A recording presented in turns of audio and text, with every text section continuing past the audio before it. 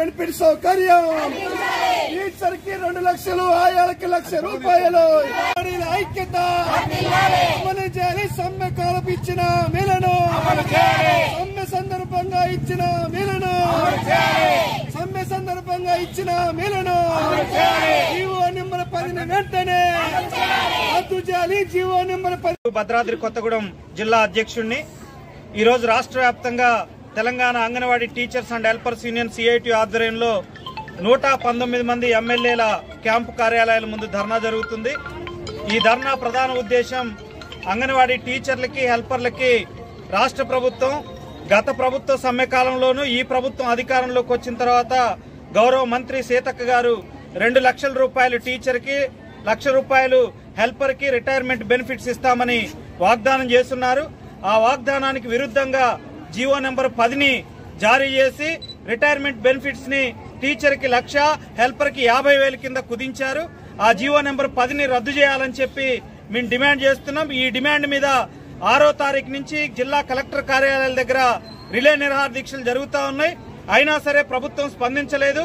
కాబట్టి రాష్ట్రంలో ఉన్న 119 మంది ఎమ్మెల్యేలకి మేము సిఐటిగా చేసే విజ్ఞప్తి ఎమ్మెల్యేలందరూ స్పందించాలి।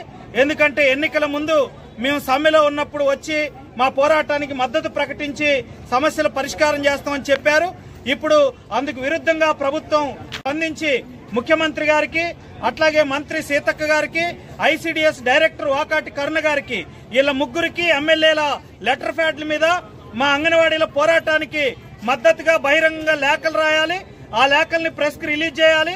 వాటి కాపీని మాకు కూడా ఇవ్వాలని చెప్పి మీ ఎమ్మెల్యేలందరినీ విజ్ఞప్తి చేస్తా ఉన్నాం। ఈ ప్రభుత్వం కూడా ఆలోచన చేయాలి।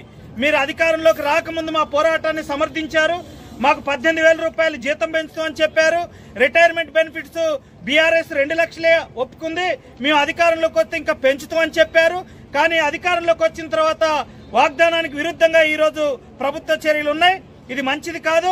మీ ప్రభుత్వం మీద కార్మిక వర్గం ఆశలు పెట్టుకున్నారు। ఆ ఆశలకు విరుద్ధంగా ఆకాంక్షలకు విరుద్ధంగా మీరు వ్యవహరించారు కాబట్టి మేము పోరాటంలోకి రావాల్సి వచ్చింది।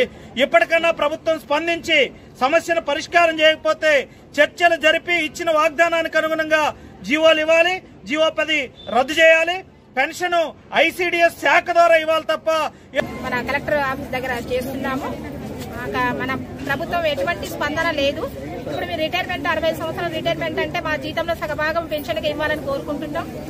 కానీ కనీసం ప్రభుత్వం ఎటువంటి ప్రకటన కూడా చేయట్లేదు। వాళ్ళు మన ప్రభుత్వం చేసేదానికి ముందే వాళ్ళు మా దగ్గరికి వచ్చి మేనిఫెస్టోలో మీరు పెడతామమ్మా మీ అంగన్వాడిదే ఫస్ట్ ఉంటుందని చెప్పారు। కానీ ఇంతవరకు దాని మీద ఎలాంటి చర్య తీసుకోలేదు వాళ్ళు। కాబట్టి ప్రభుత్వం దిగి రావాల వచ్చే వరకు మేము కావాలా మా సమస్యలు పరిష్కరించాలి।